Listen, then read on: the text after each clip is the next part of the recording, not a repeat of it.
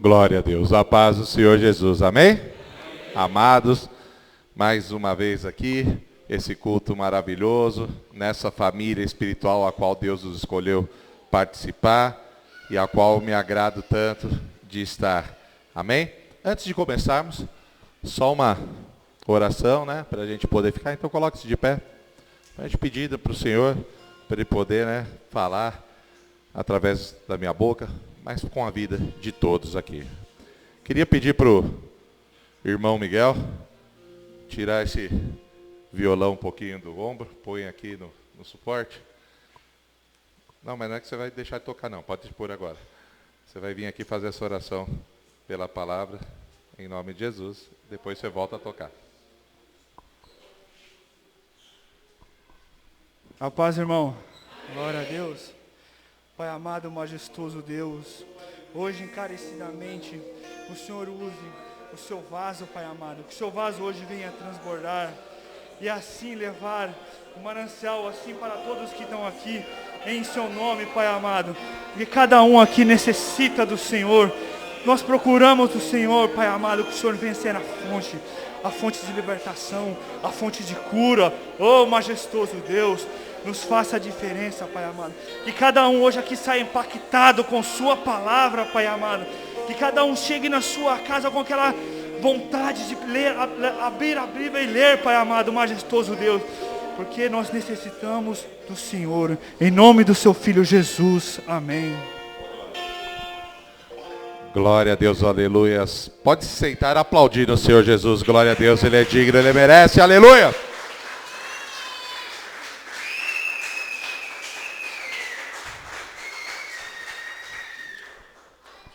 Irmãos, o tema que o Espírito Santo ministrou já há 2 semanas em meu coração, e aos poucos eu venho fazendo compêndios para trazer para os irmãos aqui, é uma coisa que vai de encontro com algo que alguns cristãos aprendem e tomam como verdade na vida. Mas eu vou trazer à luz da palavra que não é a verdade. E a verdade é o que a palavra vai nos mostrar. Amém? Porque o tema que eu vou trazer, vocês já vão entender. O título dessa pregação seria: Você não merece sofrer. Tem que acreditar que precisa sofrer para obter a salvação. Tem que ter um sofrimento. Acho que só o sacrifício da cruz talvez não seja suficiente. Isso não é verdade. Tem um trecho famoso que alguns usam para justificar isso, que é João 16:33. João 16:33 é aquele trecho famoso, que eu já vou adiantar, que vai falar das aflições, não é? No mundo tereis aflições. E aí o povo falou, aí ó, Jesus falou, tem que sofrer. Mas tem de bom ânimo, porque eu venci o mundo. O que esse versículo ele nos fala? Não é que tem que sofrer, porque você tem que entender assim, passar por momentos de lutas, passar por momentos de provas, é comum, isso não é sofrimento, isso é aprendizado. É preparação. O sofrimento é quando você permanece nesse estado por prolongado período. E isso a Bíblia não nos fala. Porque quando esse versículo nos narra que teremos aflições, mas tem de bom ânimo, pois venci o mundo, Jesus falando isso para nós, o que isso nos mostra? Que as aflições são pontuais. Nós não devemos permanecer delas. Porque a própria sequência fala, mas tem de bom ânimo. Venci o mundo.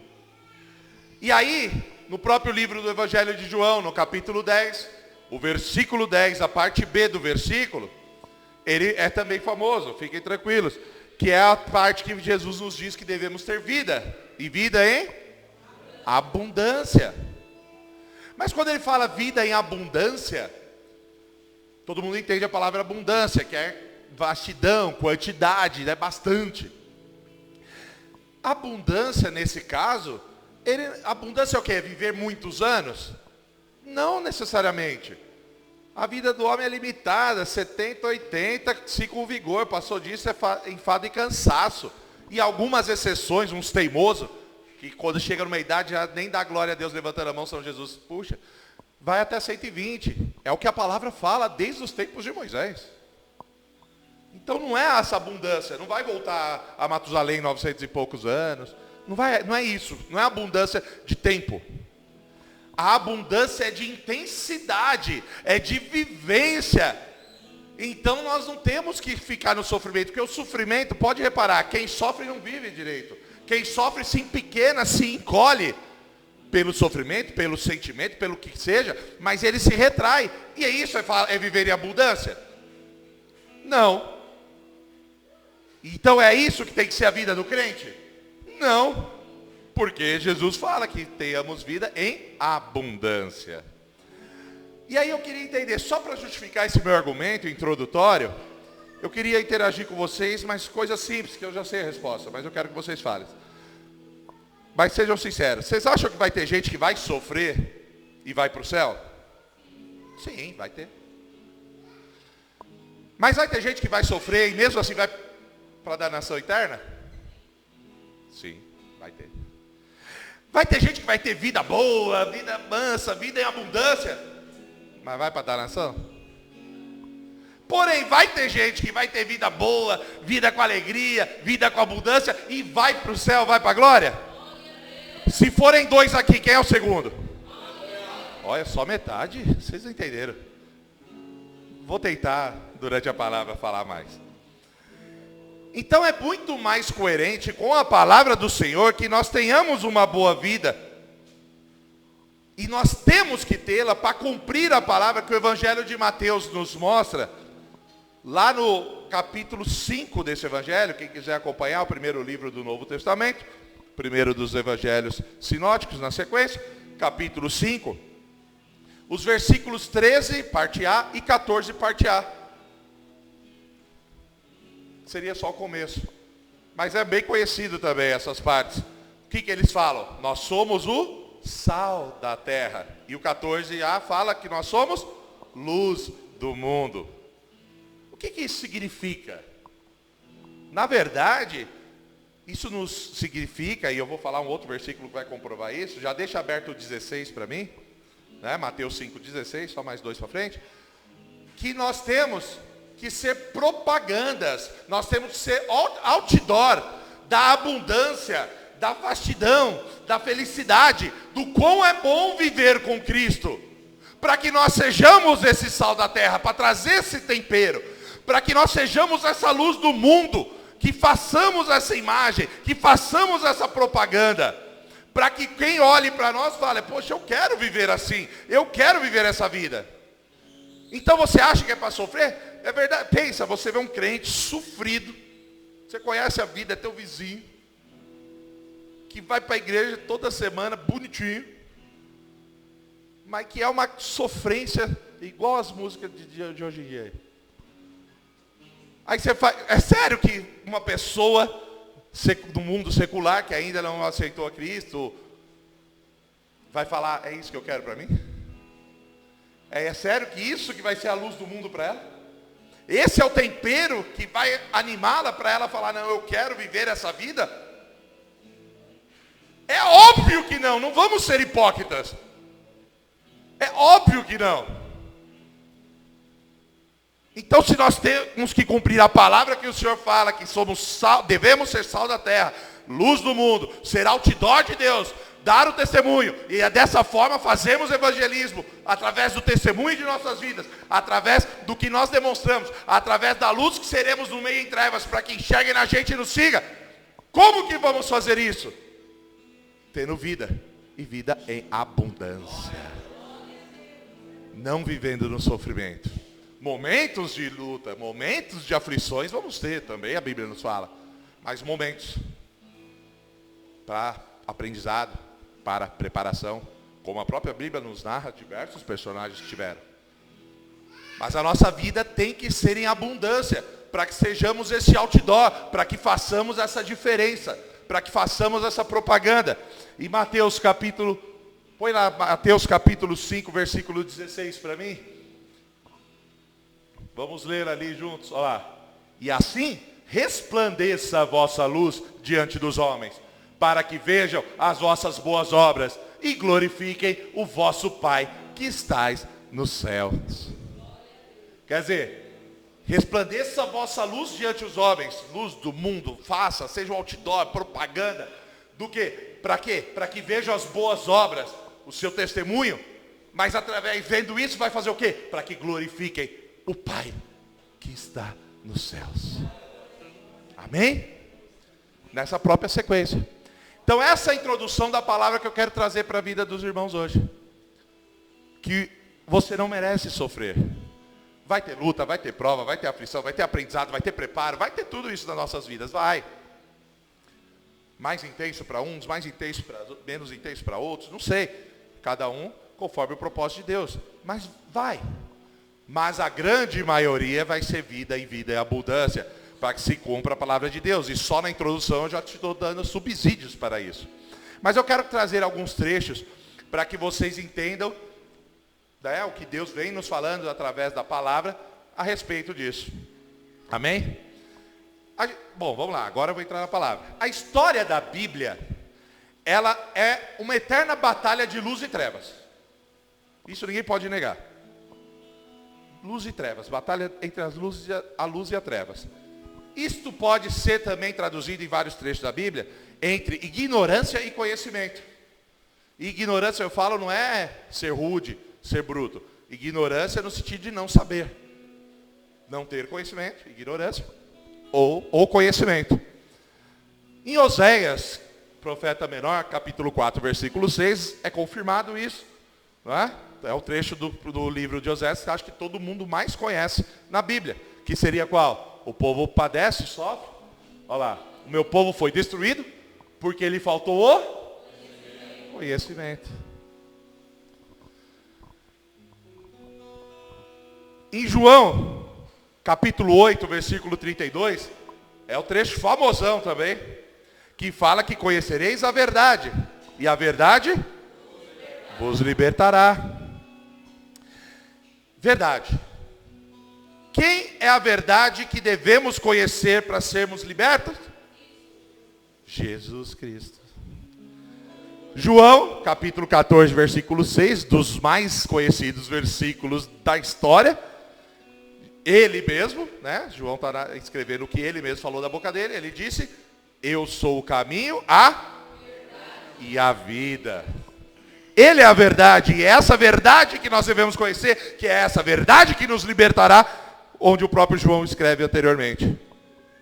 E eu quero mostrar para vocês, em exemplos simples, cotidianos, como nós podemos identificar isso, assim, de uma forma bobinha, tá? Eu vou ser bem light, mas vamos lá.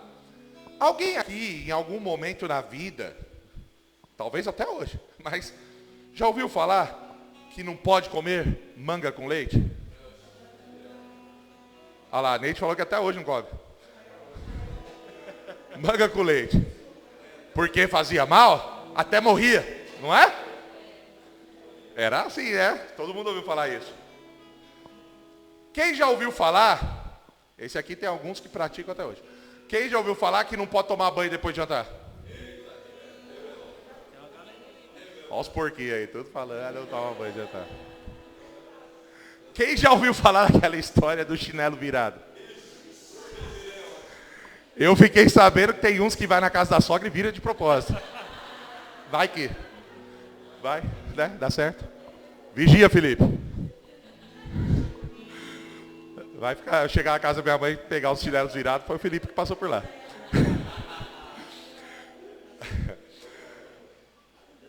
Mas, quando você não tinha, quando você estava no tempo da ignorância, você ouviu isso e acreditou. E pegou para ti. Olha a ignorância aí. E o que te libertou dessas amarras? Por que você deu risada de tudo isso? Porque hoje você sabe que isso não tem relevância nenhuma. Quem acredita tem que vigiar, porque isso é superstição, crente. Crente não pode ter superstição. Mas então, porque você sabe que hoje, né, isso aí virou piada, a gente brinca, dá risada mesmo. Porque não tem lógica nenhuma.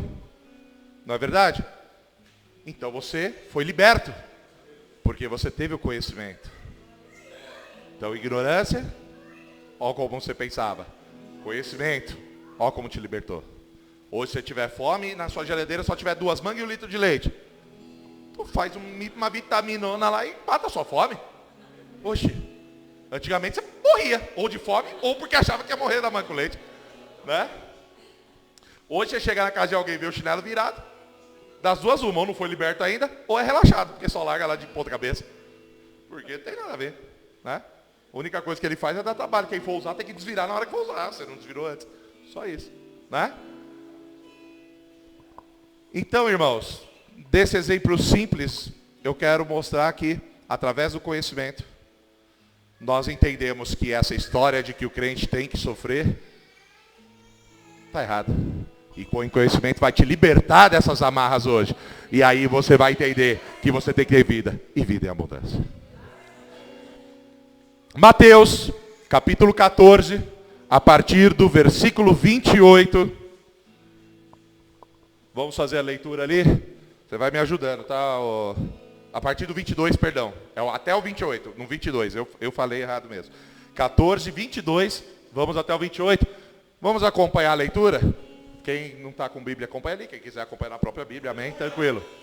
E logo ordenou Jesus que os seus discípulos entrassem no barco e fossem adiante para a outra banda, enquanto despedia a multidão. E despedida a multidão, subiu ao monte para orar à parte. E chegada já à tarde, estava ali só. E o barco estava já no meio do mar, açoitado pelas ondas, porque o vento era contrário. Mas, à quarta vigília da noite, dirigiu-se Jesus para eles, caminhando por cima do mar. E os discípulos, vendo-o caminhar sobre o mar, assustaram-se, dizendo, é um fantasma. E gritaram com medo. Detalhe, irmão, só tinha homem no barco. Gritando. Jesus, porém, lhes falou logo, dizendo, tende bom ânimo, sou eu, não temais.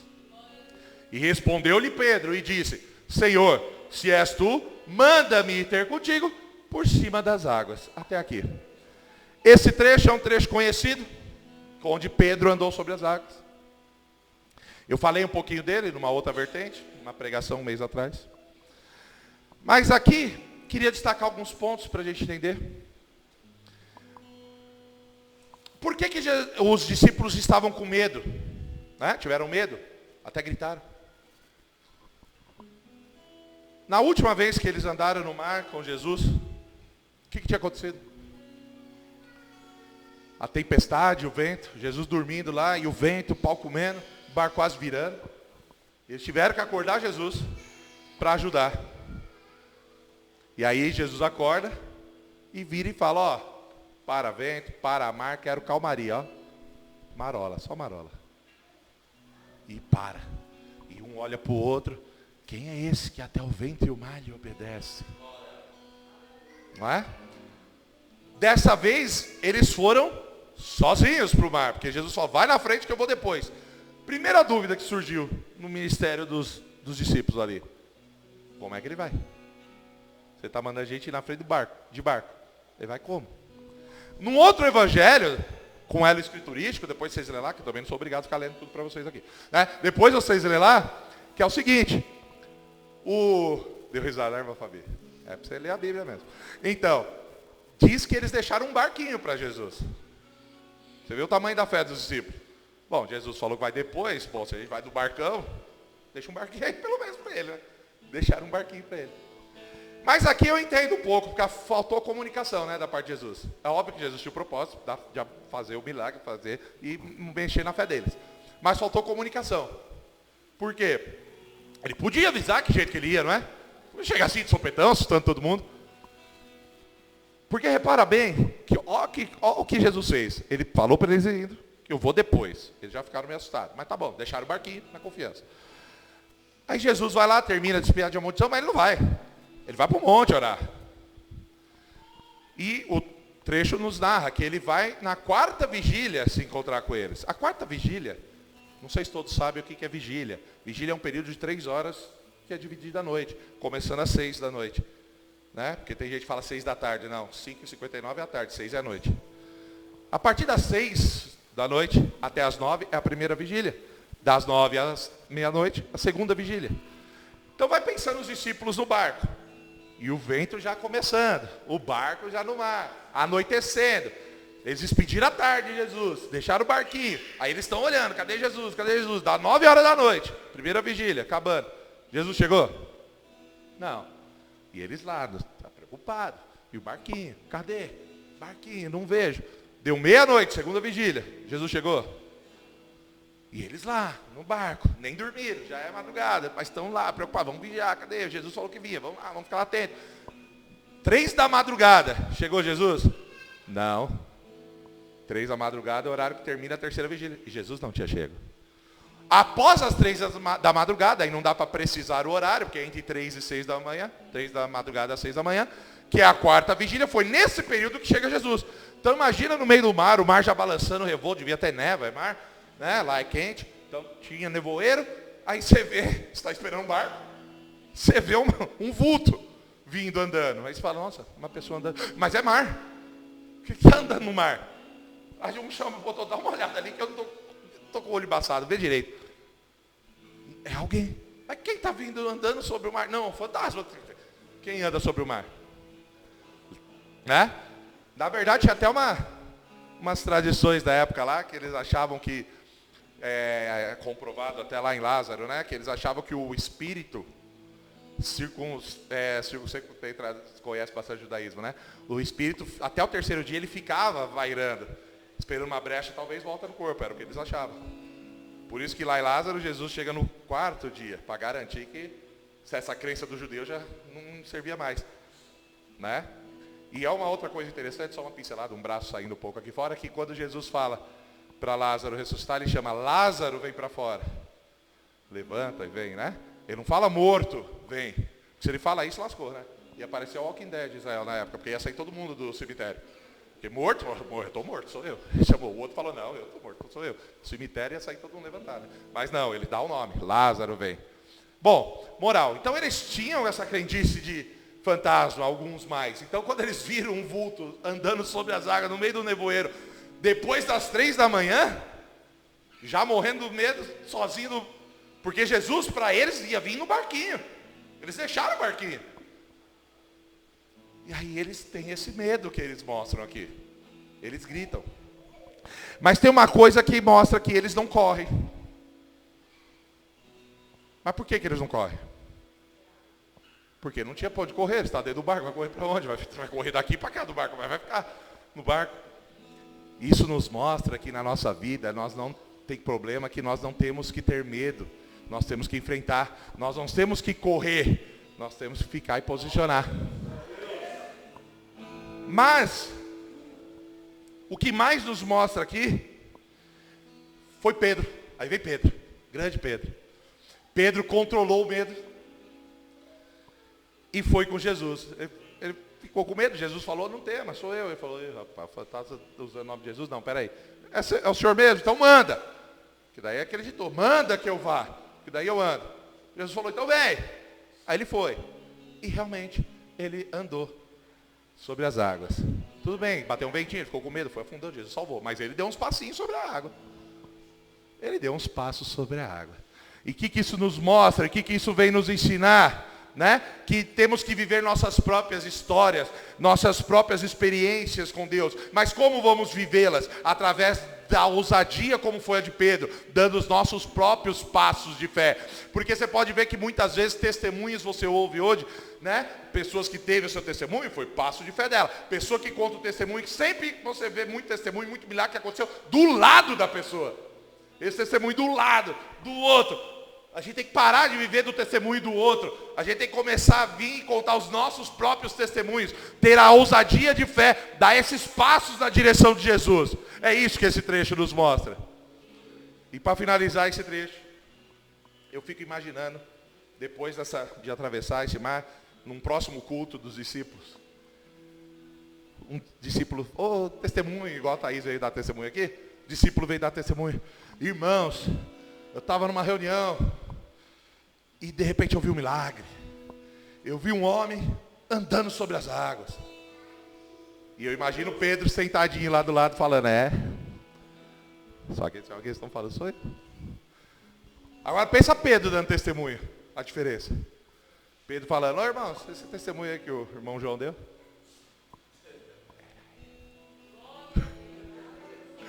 Olha a diferença. Você podia ter dado um glória a Deus. Aleluia.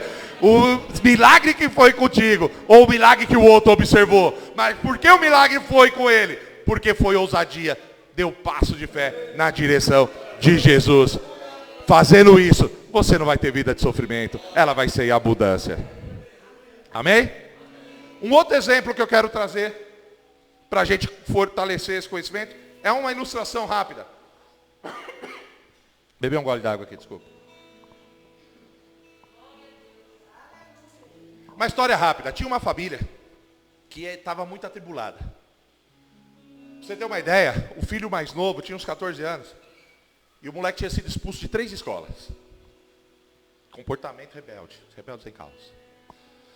O filho um pouco mais velho, o filho do meio, 17 anos. Afundado no mundo das drogas. Jesus Cristo. Só para livrar ele. A filha de uns 20 anos, a mais velha, na prostituição, promiscuidade. A esposa não aguentava essa situação de casa. Parecia que tinha rodinha no pé, não ficava em casa, não parava. Então não cumpria com seus afazeres de casa e nem participava de nada, estava sempre fora, batendo perna. A sogra, a mãe da esposa, morava com eles. E a véia era sogra. Né? Com perdão poético da piada. Mas era begera. E o cara, desgostoso com tudo isso, também se entregou e se afundou nas bebidas. Era uma família destruída, mas que conhecia Jesus, mas estava todo mundo desviado, afastado. E esse cara, num momento já adiantado desse sofrimento, dessa situação, ele não aguentou e foi ter com um homem de Deus, conhecido homem de Deus, que Deus revelava, que Deus usava, o homem orava e milagres aconteciam na vida das pessoas. E ele já nessa situação falou, vou ver esse homem de Deus, vou pedir para ele orar por minha vida. Porque minha família não tem jeito, né? Não tá bom, assim não tem jeito, eu não consigo fazer nada, então vou pedir, né, para Deus através dele, porque nem eu tenho fé para chegar a Deus. E ele foi ver esse homem de Deus. O homem de Deus orou para ele. E Deus falou com o homem de Deus, e o homem de Deus passou o recado para ele. Qual foi o recado? Ó, o homem de Deus falando para o pai dessa família, ó, seguinte, Deus mandou falar uma coisa para você, para resolver o seu problema. Ele falou que ele habita no teu lar e ele está disfarçado de um dos membros daquela casa. Então vocês têm que se aplumar. Se do jeito que vocês estão se tratando, vocês estão tratando mal um ao outro e consecutivamente está tratando mal Jesus, porque ele é um dos membros. Está disfarçado lá, dentro da sua casa. Aí o homem falou, não, mas tu não conhece minha família. Conheço e você está falando, mas ó, eu só estou dando um recado. É Deus, quem sou eu para falar? É recado de Deus. Jesus está lá, habitando no meio de vós. E, disfarçado. Faça o que tiver que fazer com essa informação. O homem chegou, foi para casa. Aí ele estava meio já contrariado com a história. Ele chegou, reunião de família, todo mundo. Chegou na sala. É o seguinte, eu fui ter com o homem de Deus. Para dar uma resolução para a nossa família. E eu saí de lá com uma palavra. Que Jesus está aqui no meio de nós, está disfarçado no meio da gente. E eu quero que se revele já, porque eu não quero ficar tratando mal Jesus. Exigiu ainda. E aí ficou aquela discussão. Aí o filho, né, mais novo chegou e falou, ué, se o pai foi ter a conversa com o homem de Deus, ele que buscou a orientação de Deus, está vindo trazer a informação para nós, ele que buscou. Será que não é ele que é Jesus disfarçado? A véia já fala lá, não pudera esse cachaceiro aí, sim, ser Jesus. Aí o filho do meio fala, ô pai, essa história de Jesus não é uma história antiga? Então, se é de coisa antiga que está falando, será que não é a vovó? Aí ele olhou assim, ô Deus, perdoa porque não sabe o que fala. Moleque drogado, cala a boca, não sabe o que fala. E aí naquela, ninguém, né? Lógico que ninguém se pronunciou. Aí mais tarde o filho foi falar com o pai, pai, eu falei aquela hora, o senhor falou, mas é verdade mesmo, será que não poderia ser a vovó? E ele, como teve aquele primeiro ímpeto, aquele primeiro passo, ele parou e pensou, é verdade, pode ser. Para mim, eu sei que eu não sou eu, então pode ser qualquer outro bem, pode ser ela. E aí, com aquela reflexão, que ele conversou um pouco mais tarde com o filho, ele começou a tomar uma atitude, ele se posicionou, ele começou a tratar bem a sogra. E chegou a tratar bem num ponto que a sogra quebrou aquele sentimento ruim com ele e começou a amá-lo como um filho. E passou a tratá-lo bem também. A esposa dele, filha da sogra, do caso dele, óbvio, vendo aquilo, falou, pô, meu marido, com a minha mãe, se dando bem, se tratando bem, eu tenho que mudar meu comportamento para manter isso aí. E ela parou com a rodinha no pé, parou de bater perna, parou de se ausentar dos problemas da casa, e muito pelo contrário, se relacionou ali, e o núcleo familiar, marido, mulher, mais a sogra, a mãe, se restaurou, e estava numa maravilha, numa conformidade. E como reflexo disso, os filhos olhando o comportamento dos pais, da avó, começaram a ter refletido neles. E começaram a mudar também. O moleque mudou o comportamento e começou a ir bem na escola.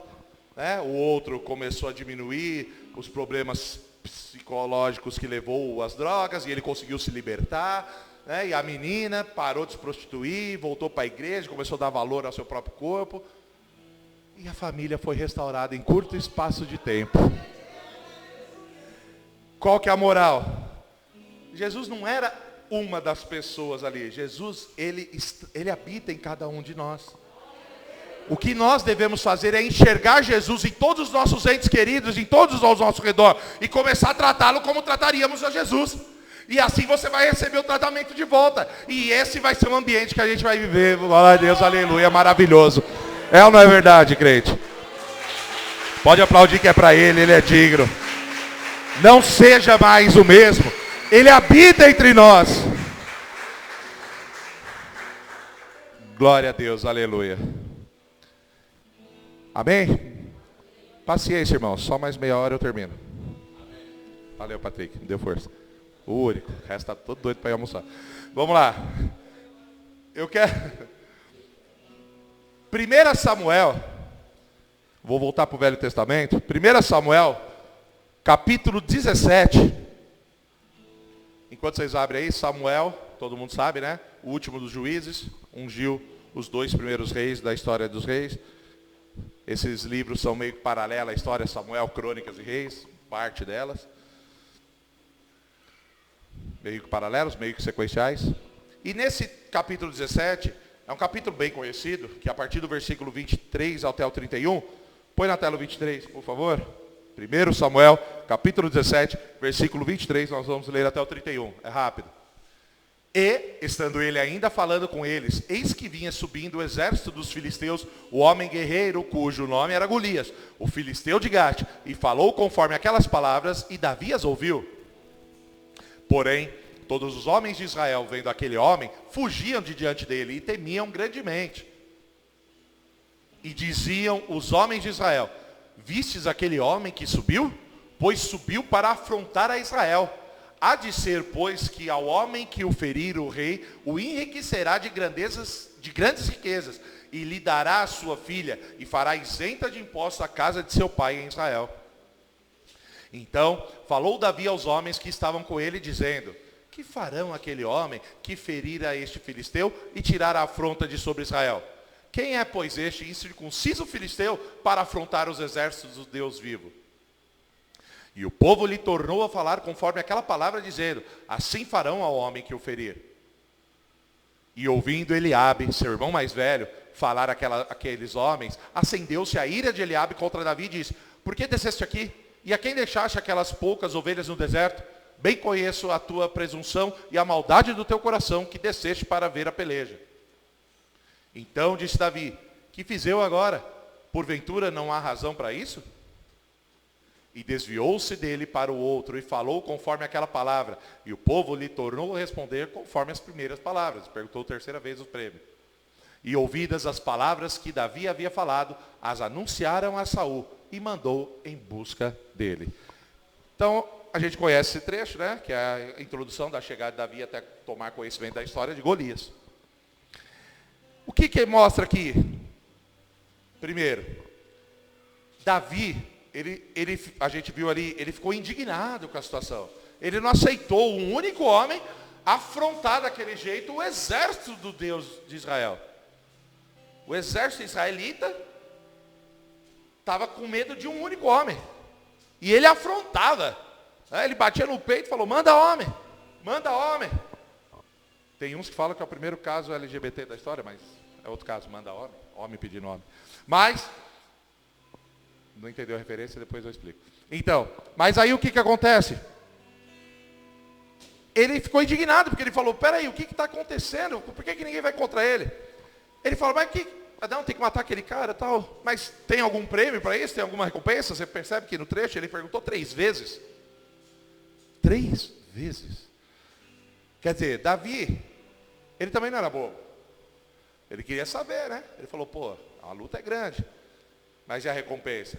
Se ela for ficar competente. E a recompensa, aos olhos humanos, seculares, era boa. O que a recompensa era? Ser príncipe. Você ia casar com a princesa. Ser rico. Você ia viver entre os nobres e ser da herança ali do rei. E a casa de teu pai não teria mais impostos. Você ia livrar seu pai de todos os impostos. O pai e a casa dele. Percebam um outro trecho aqui também, que o que acontece? Os irmãos dele, se eu não me engano, 2 ou 3 dos mais velhos, faziam parte do exército. E o mais velho, Eliabe, foi lá e deu bronca. Falou, Davi, você está doido? Tu está perguntando, porque ele já estava percebendo, tu está querendo enfrentar o gigante. Eu estou percebendo a maldade sua. A maldade não de mal, de ser perverso. Maldade, a intenção sua. Estou percebendo a tua intenção. Mas não vai não. Por quê?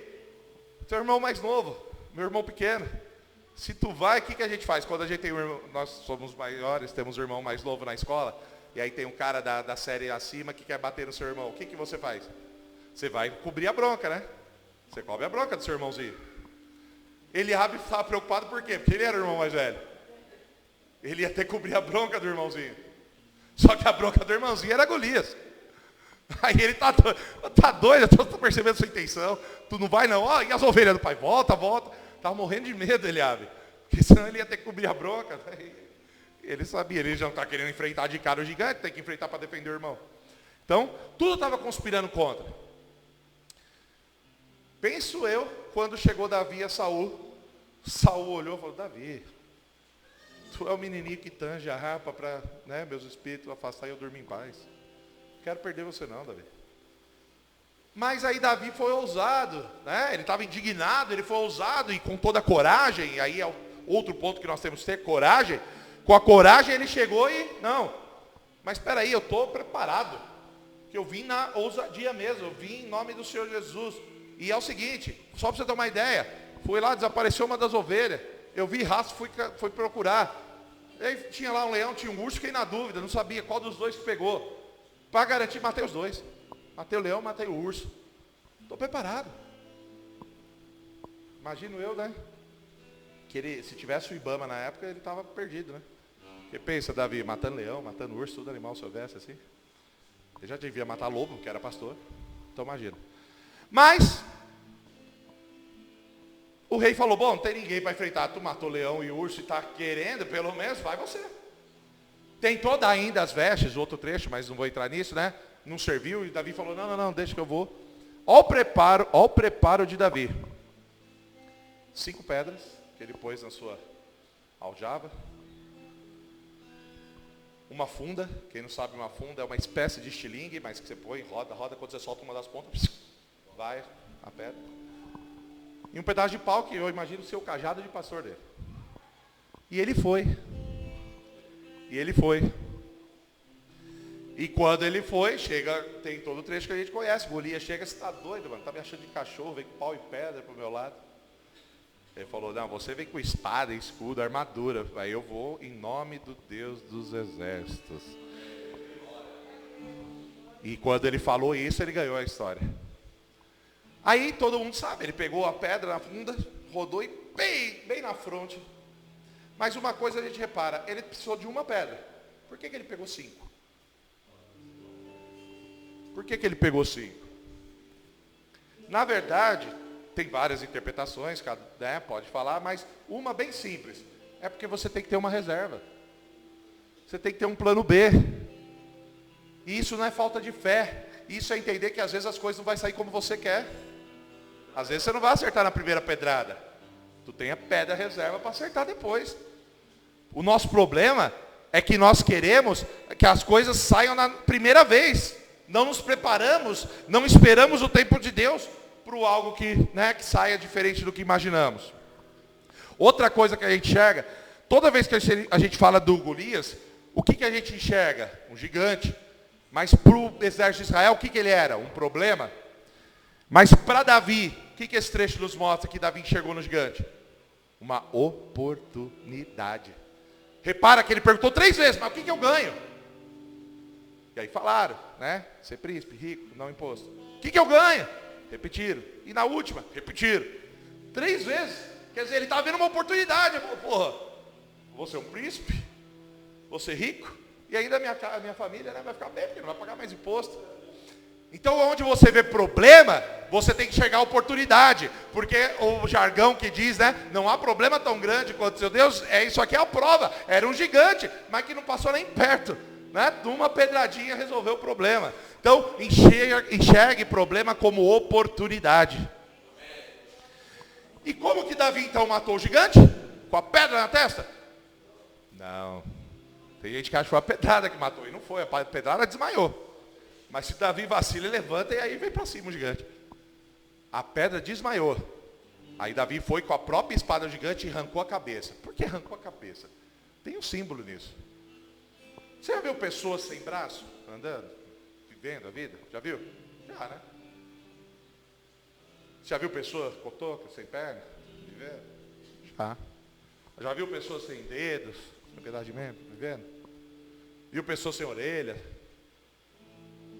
Agora você já viu andando na rua sem cabeça? Não dá, né? Sem cabeça resolve o problema. Então nós temos que entender que quando for resolver uma situação, a solução tem que ser cortada direto. Onde o mundo secular fala cortar o mal pela raiz, né? É cortar o problema pela cabeça.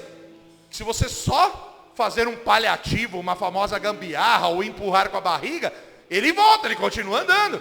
Agora, se você cortar ele logo pela cabeça, você resolveu o problema. Só que aí tem o final disso aqui para a gente entender. Depois de tudo isso, matou o gigante, arrancou a cabeça, resolveu o problema, entregou para Saul. Saul cumpriu a parte dele? Dúvida, né? Está precisando ler o 1 Samuel lá, irmãos. Não. Samuel não cumpriu a parte dele. Ou Saul, desculpa, Samuel não. Saul. Saul não cumpriu a parte dele. Saul não deu a filha dele. Saul não o tornou rico. E imagino eu que nem livrou a casa do pai dele de imposto. Não. Sabe por quê, irmãos? Além de Saul já estar desviado, né? Mas porque estava desviado. Tanto que Davi tinha que tanger a harpa para expulsar os espíritos imundos para ele poder ter paz para dormir. Né? Então estava desviado já, estava com o espírito imundo. O que acontece? Porque Davi não se preocupou com isso também. Porque Davi não foi matar o gigante em nome de Saul. Ele não falou, em nome de Saul eu venho para te enfrentar. Ele falou, tu vem com espada, né, e escudos para mim. Eu vou em nome do Senhor dos Exércitos.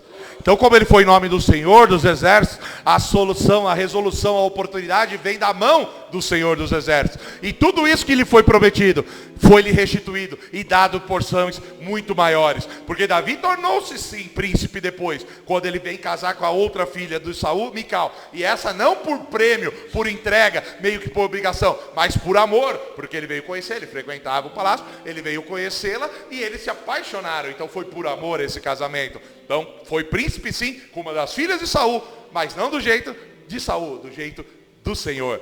Ele tornou-se rico? Tornou-se rico, talvez um dos mais ricos da história. É só ver o final do ministério dele, tudo que ele deixou preparado para o seu filho que veio depois, Salomão, fazer o templo para a arca do concerto.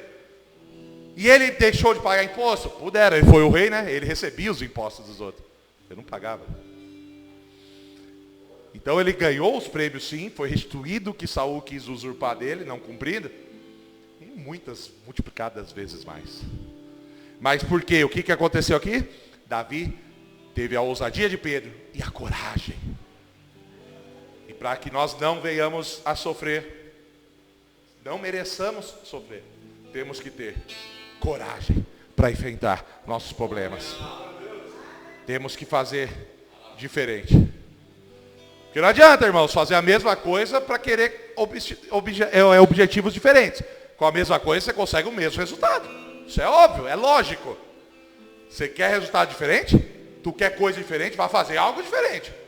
Não espere que a sua mesmice vai resolver seus problemas. Não vai. Se você fazer no mesmo, está tendo esse mesmo resultado, é o que você vai ter. Ah, mas eu faço isso. E é isso que você está tendo. Mas eu queria ter diferente. Então não é com isso que você vai conseguir. É o que Davi fez. Ele era o pastor de ovelha. Ele já tinha sido ungido por Samuel. E mesmo assim, para rei, não para guerreiro. Para ser rei, não para enfrentar gigante. Mas mesmo assim, ele foi com ousadia, coragem na fé, fez diferente e obteve esses resultados extraordinários. Amém, irmãos? Para encerrar uma última parte aqui. Juízes, capítulo 6, versículo 11. Eu não vou ler, só vou explicar o trecho. Né? O versículo é curto, já pôs ali? Olha lá.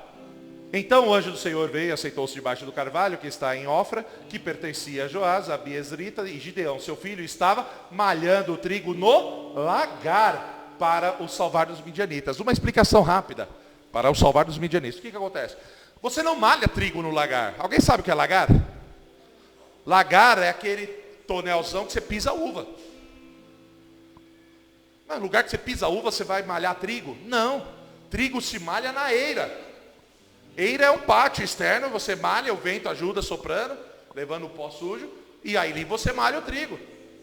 Mas por que Gideão estava malhando trigo no lagar? Porque o versículo fala, né? Para o salvar dos midianitas. Os midianitas afrontavam o povo na época.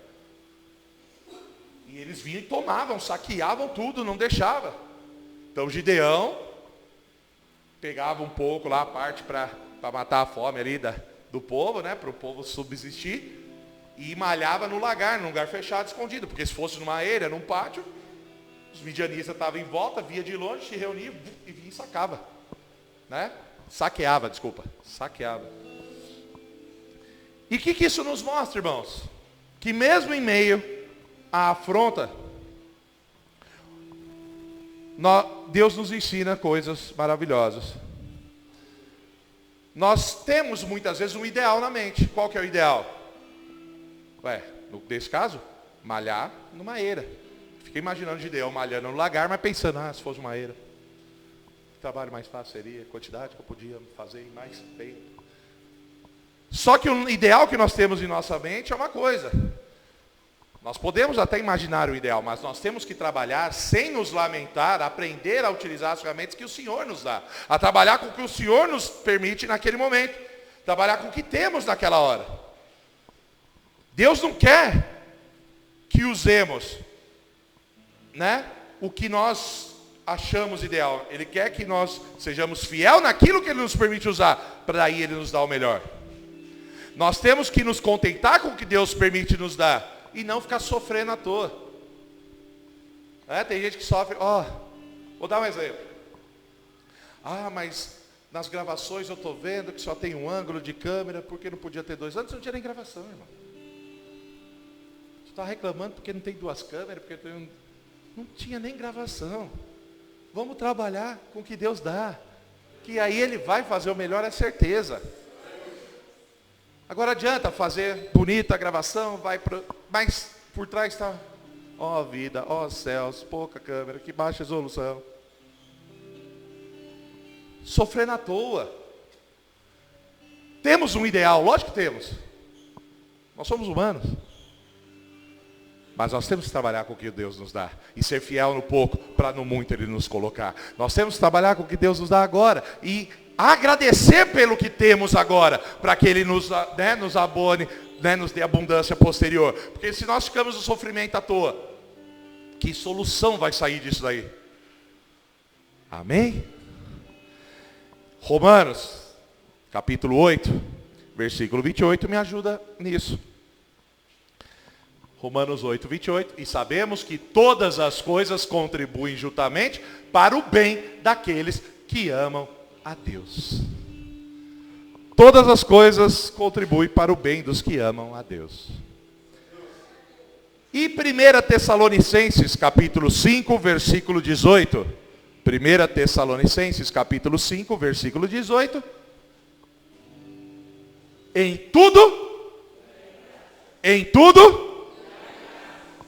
tudo dai graça. Amém?